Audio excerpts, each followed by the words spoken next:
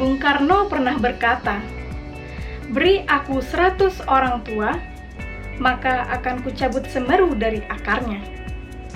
Beri aku 10 orang pemuda, niscaya akan kuguncangkan dunia." Bung Karno belum pernah berkata, "Berikan aku 3 mahasiswa Universitas Diponegoro, maka akan aku bangkitkan dunia." Salam juang kader bangsa, salam karya mahasiswa Indonesia. Indonesia darurat energi menjadi salah satu alasan untuk Indonesia mengubah pola pikir bahwa Indonesia sudah tidak lagi menjadi negara penghasil minyak yang bersifat surplus. Berbagai kajian bahkan telah membuktikan dan menyatakan bahwa Indonesia bisa jadi berpotensi untuk menjadi negara pengimpor apabila kebutuhan konsumsi energi semakin meningkat setiap harinya. Hal ini tentunya menjadi ancaman dan tantangan di sektor energi. Oleh karena itu, perlunya suatu penanganan yang lebih serius. Fenomena defisit seringkali terjadi akibat adanya ketidakseimbangan antara produksi energi dengan kebutuhan energi. Perlu diketahui bahwa pola konsumsi energi di dunia, termasuk Indonesia, masih mendominasi pada energi fosil berupa minyak bumi, batu bara, dan gas. Akan tetapi, hal ini tidak seimbang antara kebutuhan energi dengan adanya produksi atau ketersediaan energi, sehingga meningkatkan harga minyak mentah di Indonesia. Dari tahun ke tahun, kebutuhan konsumsi energi di Indonesia pada tahun 2013 disebutkan telah mencapai 77 juta kiloliter per tahun, sementara itu produksi energi pada tahun yang sama mencapai 38,1 juta kiloliter per tahun dengan defisit yang cukup tinggi. Defisit yang cukup tinggi ini menurut Pertamina pada tahun 2015 disebabkan karena keterbatasan kilang minyak yang ada di Indonesia. Diperlukan suatu energi alternatif terbarukan yang berupa biodiesel. Mikroalga memiliki kandungan minyak non-edible yang cukup tinggi, sekitar 80% berat kering, dan memiliki kandungan energi 20-100 kali lipat dibandingkan dengan tumbuhan tingkat tinggi lainnya. Salah satu mikroalga yang berpotensi adalah jenis Tetraselmis sp. Produksi mikroalga tidak akan menghambat lahan pertanian karena mikroalga bisa dikembangkan dan dibudidayakan di sekitar pesisir pantai ataupun laut lepas.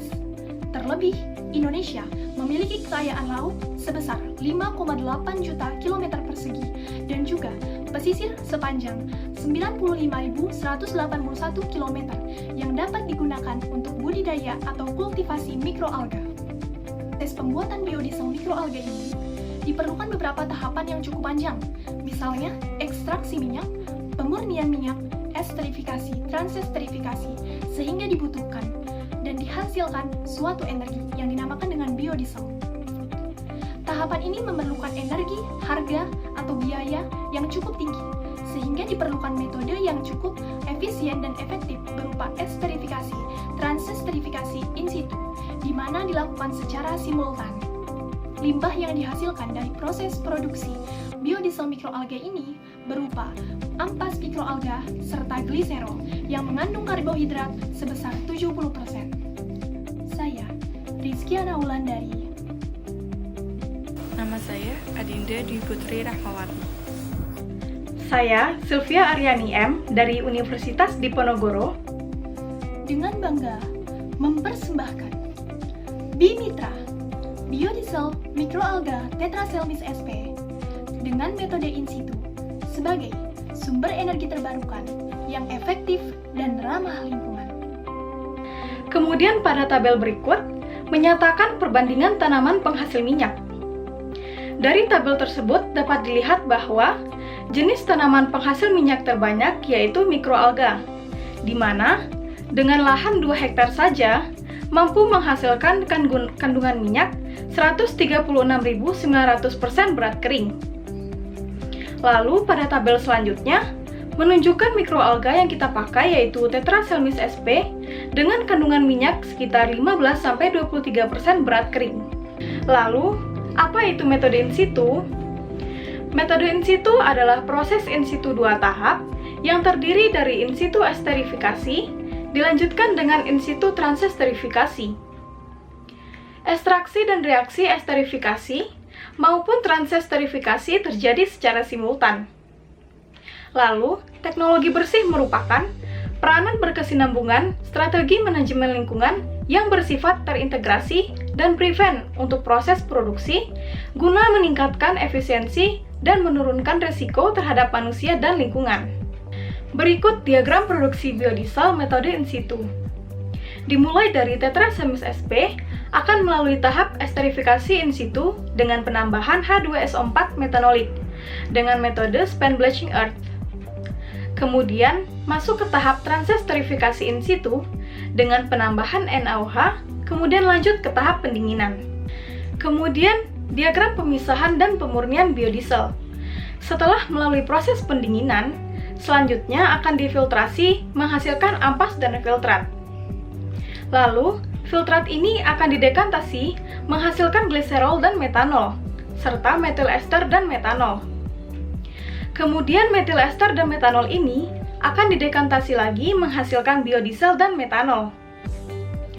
Lalu karakteristik biodiesel dari mikroalga ini telah memenuhi standar nasional Indonesia.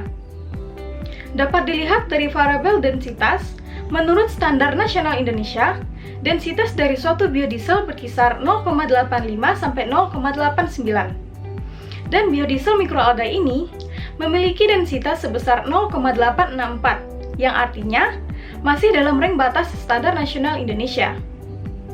Begitupun untuk variabel viskositas dan nilai asam. Kemudian pemanfaatan limbah produksi. Ampas yang dihasilkan akan dilakukan proses separasi, yang mana menghasilkan limbah dengan kandungan polisakarida yaitu 70%. Selanjutnya akan diformulasi dengan penambahan bahan pakan tambahan menghasilkan pakan ternak. Lalu filtrat yang juga dihasilkan dari pengolahan biodiesel ini didekantasi menghasilkan gliserol dan metanol, serta metil ester dan metanol. Yang mana gliserol dan metanol ini akan didekantasi menghasilkan gliserol yang digunakan sebagai bahan baku sabun dan lotion. Sedangkan metanol akan digunakan kembali sebagai bahan baku awal. Lalu metil esterit dan metanol akan didekantasi menghasilkan metanol dan biodiesel.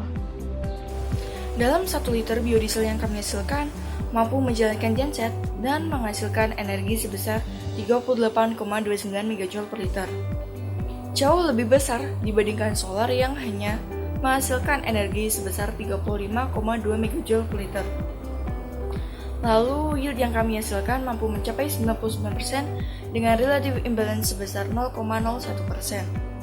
Sedangkan, penelitian sebelumnya menghasilkan yield hanya sebesar 97,22%.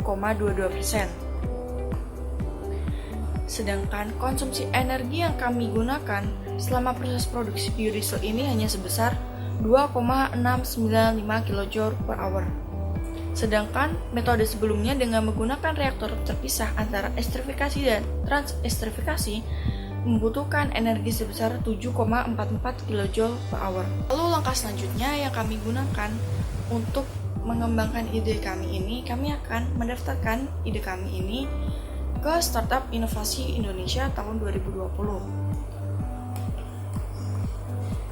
Nah, kesimpulan yang dapat kami paparkan dalam karya tulis ini yaitu yang pertama, mikroalga mempunyai kandungan rendemen minyak yang cukup tinggi dan ketersediaannya sangat melimpah di Indonesia karena mudah untuk dibudidaya sehingga dapat dijadikan sebagai bahan baku alternatif pembuatan biodiesel.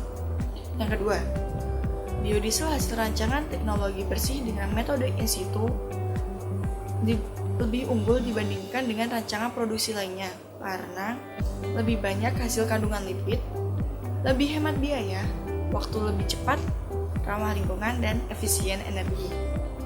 Lalu yang ketiga, ada ampas sisa mikroalga yang diolah kembali sehingga menjadi pakan ternak dan menjadi lotion serta sabun.